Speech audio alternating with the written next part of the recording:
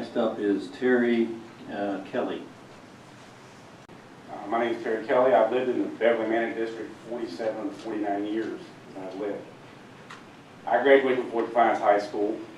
Barely learned anything. I did play sports. So that got me to college. We decided when we had children to homeschool our children. I supported my family. My wife stayed home. I worked hard. She taught them. We had to sacrifice in our home just to buy curriculum. She'd go to the convention and come home and say she really liked this new program that was out. And we had to find ways to do it ourselves. Our children growing up, my youngest is 21. One's a medic, worked for SARS, and is in college over in Lynchburg. And my youngest son's at Blue Ridge now with the criminal justice program.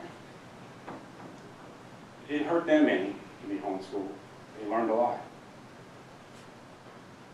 People wondering about sports. I think it's an excellent way to cut it in the public school system. Yes, I played sports, all sports. But in the homeschooling area, guess who had to be the coach? I coached the boys basketball for 14 years. I coached the soccer for 12 years. And I've been the sport shooting officer for 4-H for 17 years.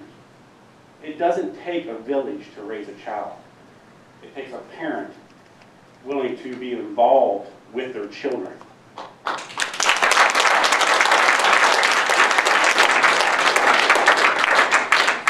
These people, these school coalitions that want to raise our taxes, they don't understand that we really can't afford our taxes to be raised for our schools. If they want to do something, let them do it. If they want better teachers, let them who have the children in the schools pay for it. We pay for our kids' education. I paid personal property tax all those years, and I didn't get a dime from the school system, and I didn't want one. I was glad that my funding went to other services in the county. And I believe that's the attitude we should have. I don't envy you gentlemen one bit for the work that you have to do. I appreciate the time and the effort and the just everything that y'all do, and even allowing us to be able to speak here tonight. Thank you. Next up is Mark Daughtry. Mr. Chairman, thanks very much for the opportunity for this early budget hearing. This is very helpful. Absolutely. My name is Mark Doherty, and I'm a property owner in Beverly Manor. And I oppose the concept of raising taxes for education.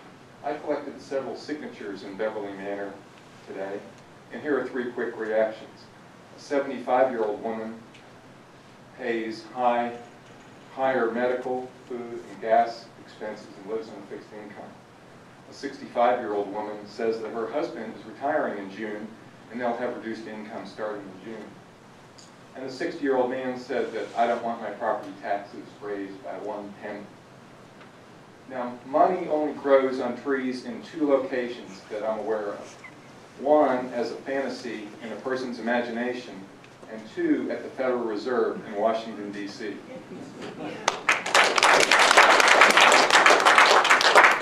In conclusion, money doesn't grow on trees in Augusta County, and I urge the supervisors to reject proposals for property tax increases and to look hard for budget efficiencies. Thank you very much for your time.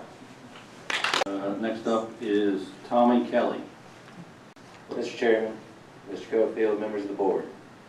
My name is Tommy Kelly, and I am proud to say that I have not had one thing to do with the public school system. And I'm very thankful for that, because I believe the school system is broken, and you are spending millions of dollars on a broken school system, and you're not fixing the problem. I've heard talk tonight about sports. And, like my dad said, that he was the coach of the shooting team. I grew up shooting. I've won many championships. And last year, I went to the Olympic trials for shooting. And I never took one handout from the government.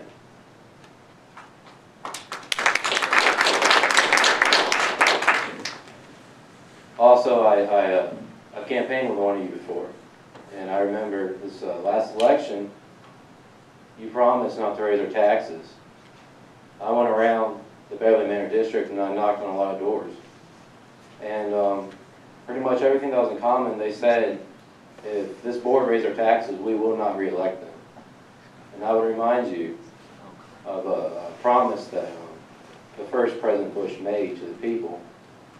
He told them, he said, Congress will push me to raise taxes and I will say I will not.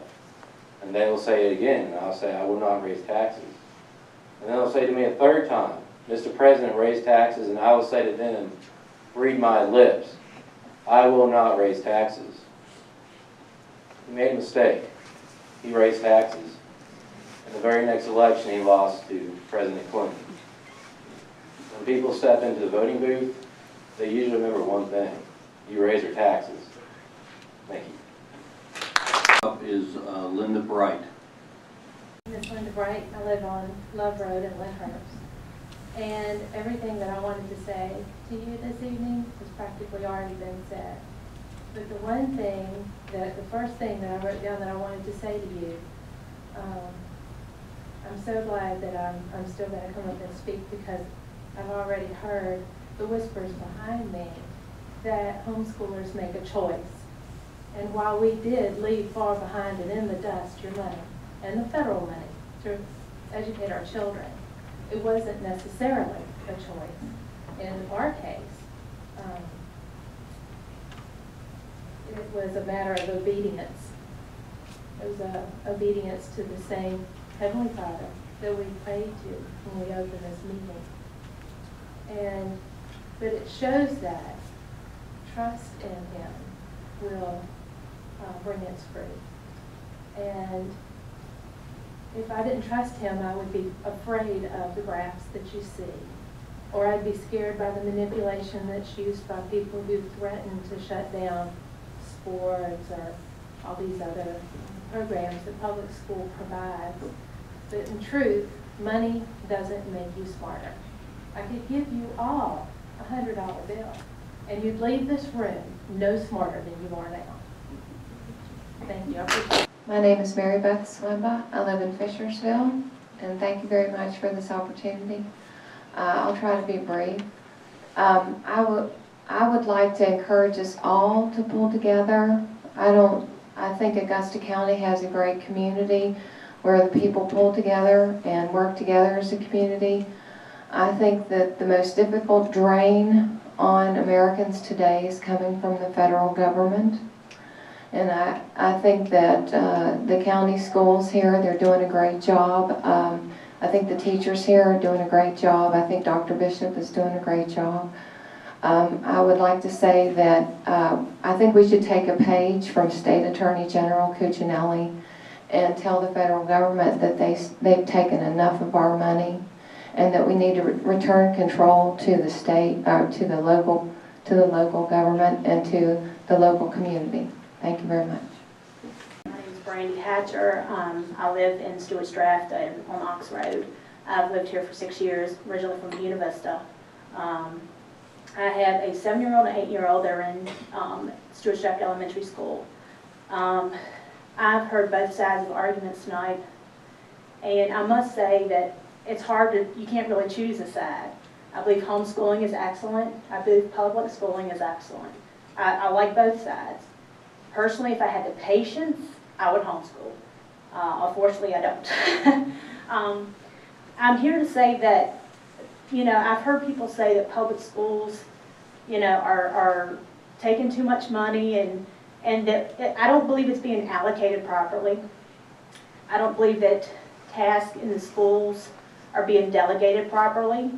I understand that there are special needs children in the schools that do have to have one-on-one time. I don't believe that should be cut out. But I volunteer at the school a lot. As the gentleman had said, he believes that people should volunteer. I completely agree. My husband works, I do not work. I have not worked for 6 years. I'm an extreme couponer. That is how we make a lot of our money.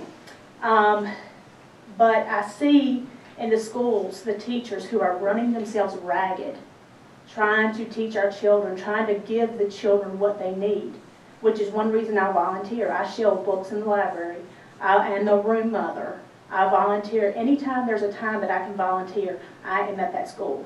I do think the taxes should not be raised. My husband has had his pay cut $1,000 a month.